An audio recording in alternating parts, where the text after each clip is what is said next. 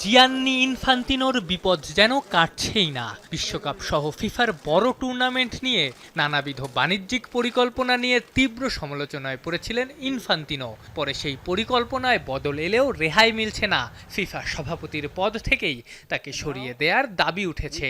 এর মধ্যে আবার মরার ওপরে খরার ঘা। ব্রিটিশ সংবাদ মাধ্যম দ্য টেলিগ্রাফের রিপোর্ট।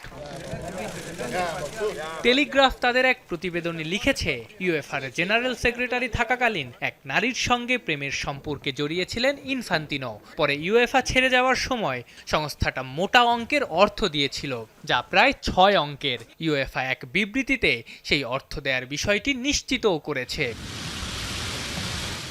ইউএফা জানিয়েছে, স্থানীয় একটা বিজনেস স্কুলে সেই নারীর এমবিএ কোর্স সম্পন্ন করার ফি হিসেবে ওই অর্থ পরিশোধ করা হয়েছিল। সংস্থাটির দাবি, তখনকার সব নিয়ম মেনেই অর্থ দেয়া হয়েছিল। তবে এই অভিযোগগুলো অস্বীকার করেছেন ইনফান্তিনো। তার এক মুখপাত্র টেলিগ্রাফকে জানিয়েছেন, ইনফান্তিনো এই অভিযোগকে ভিত্তিহীন বলছেন। ২০০৯ থেকে ১৬ সাল পর্যন্ত ইউএফার জেনারেল সেক্রেটারির দায়িত্ব পালন করেছিলেন ইনফান্তিনো। বিশ্বকাপের অংশীদারিত্ব বিক্রির পরিকল্পনা বাতিল হওয়ার পর ফিফা সভাপতি হিসেবে নিজের চেয়ার ধরে রাখতে লড়াই করছেন ইনফান্তিনো। ঠিক এ সময় সামনে এলো নতুন অভিযোগ। নিশ্চিতভাবেই বলা যায়, নতুন এই অভিযোগে ইনফান্তিনোর ওপর চাপ আরও বাড়ছে। আফনান পিয়াল, যমুনা স্পোর্টস।